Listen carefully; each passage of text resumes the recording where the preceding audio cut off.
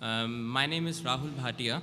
I'm an engineer by profession. I have a question that has been in my mind for quite a while now. The Noble Quran says, let there be no compulsion in religion. That's point number one.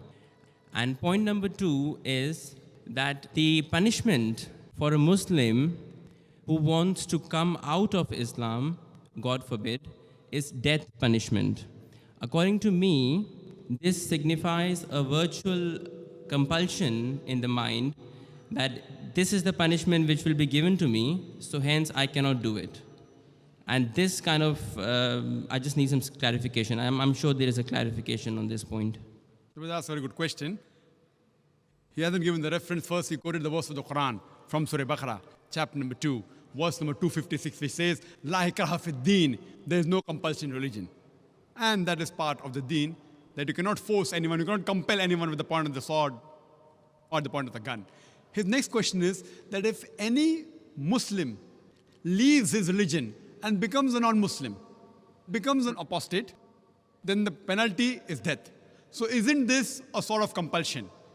Before I give the answer, I would like to mention that every country has its own law, its rules and regulation. And most of the countries, one of the highest punishments is for treason.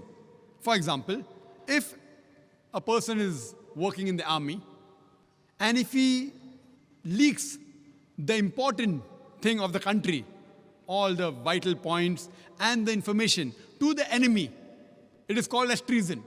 Most of the countries, if anyone does treason, sells the important blueprints and documents of the country to the enemy, many of the countries, the death penalty, many of the countries have life imprisonment.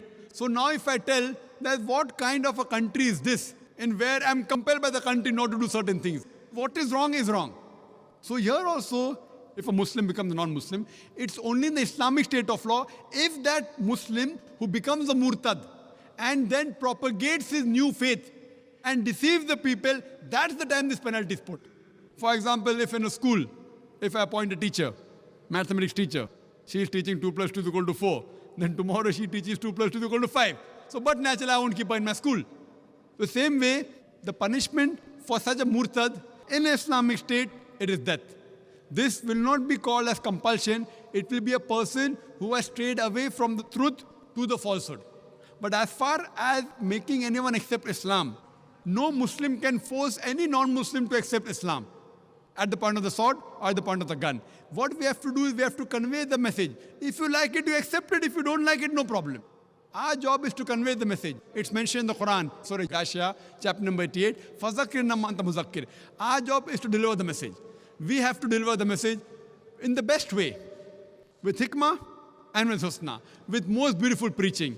Whether the other human being, non-Muslims, accept or not, it is not under our control. We cannot force anyone to accept Islam at the point of the sword, the point of the gun. But that what you're talking is a different case in a state of Islamic law. Like as I gave you an example where a person working in an army, if he sells the secrets of the country, then the penalty is somewhat similar. Hope that answers the question, brother. Right, okay, yeah.